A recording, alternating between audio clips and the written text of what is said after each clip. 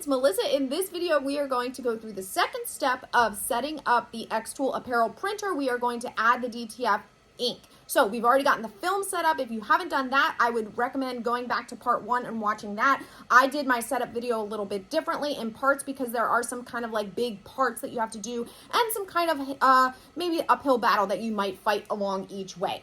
They're easy to troubleshoot, but you will want to know, so I'm just kind of breaking those out. Okay, so what we are going to do now is load the ink. I am going to tell you I absolutely love the way that xtool has designed the ink bottles. So there, as you know, I have a bunch of different DTF printers. I have had everything from just pour it in with a regular like pour with a spout this big into a hole that's this big. It's like, what is going on here? It's a mess. I have had cartridges, which can be very expensive. I have had funnels. I have had, you have to pull out with a syringe. I've had all different types of loading.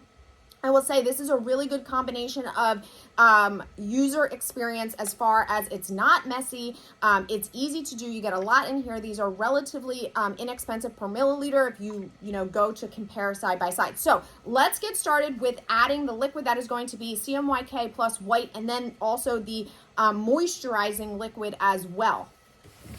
Okay, so what you are going to do is take the cap off the back of the machine. So it's at the back of the top, and it says that this is where basically the ink is. Now underneath, you are going to have all of these compartments, and on the far right is the one that is going to be for the moisturizing liquid. So we're going to do that one first. Just pop up the silicone rubber top, and what you're going to do is you need to take off the top of the moisturizing ink container, and then there is like a film cover on that just so it doesn't spill. So pour that in there. You can put the entire bottle in there if you want. You might want to leave a little bit left over in just so you have some extra if you need that. And then you're going to repeat the same thing with all of the other colors. Now I will tell you the biggest thing that I actually struggled with this is actually getting that film piece, that foil piece off of the top. I actually just used an X-Acto knife and then just cut kind of a cross in the top of each of them and then squeezed the bottle so that the ink came out.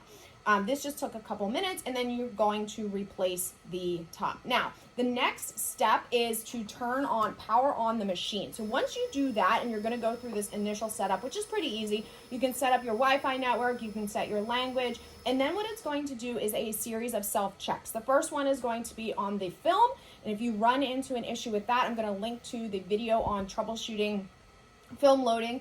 And then the next thing that it's going to do is extract the ink, or in some cases we call this the initial ink charging. It's basically where the ink goes from the container that it's being held in into the lines and then into the dampers, which are those little compartments that you see. There's 8 of them in this case right on the print head. Now, this should work, but what I will say is that I had some trouble with extracting. And so what's going to happen is what happened to me anyway, is that the white filled, and then the rest of them, I could see the colors starting to come through the lines, but it never made it into the damper.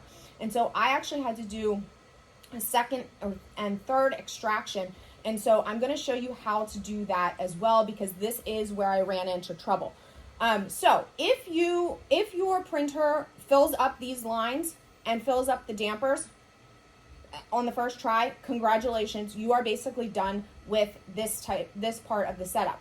However, if you are like me, and I will honestly say quite a few other people, as I did a bunch of searches for this issue and it seems pretty common, then what you're going to need to do is not a manual extraction, but you're going to need to prompt another extraction. So you can do that from the control panel. And in the control panel, what you want to do is you want to go to the home, and then you're going to click settings, and then you're going to click other, and at the bottom of other you're going to see where it says ink extraction startup. Now I'm going to tell you, the day that I initially set this up, I did this and nothing happened.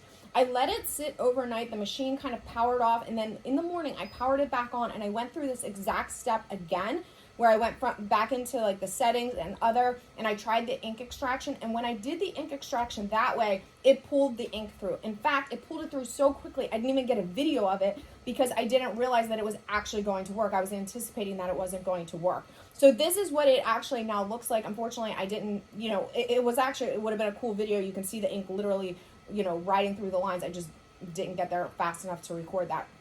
So this is what it's going to look like. Now, once you do this, I would highly suggest that then you go ahead and do a nozzle check. A nozzle check is when you print out, and again, I'm going to show you how to do this. You print out a chart like this, and it's going to tell you if there are any drops in the nozzle. So all those little blank spots that you see there, that is not what you want. That is going to cause issues when you go to print your images. You're going to either have lines, you're going to have colors are not going to come out the correct tone or whatever. So you need to fix that.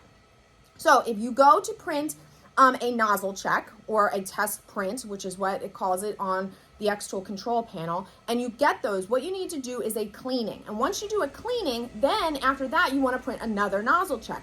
That's basically to check to see if the cleaning worked. Now, on my second nozzle check, I still had a few nozzles missing, but it was much, much, much better than the initial one, okay? So you can run then another cleaning if you want, and then another nozzle check. So just keep in mind, and this is standard for all printers. I've done a lot of different videos on cleanings and nozzle checks, but this is standard. The cleaning does the cleaning, the nozzle check checks to see if the cleaning worked or if you need to do another cleaning, okay? There is a fine line between doing too many cleanings and usually they call it like a power clean or intense clean. You only want to do that once or twice.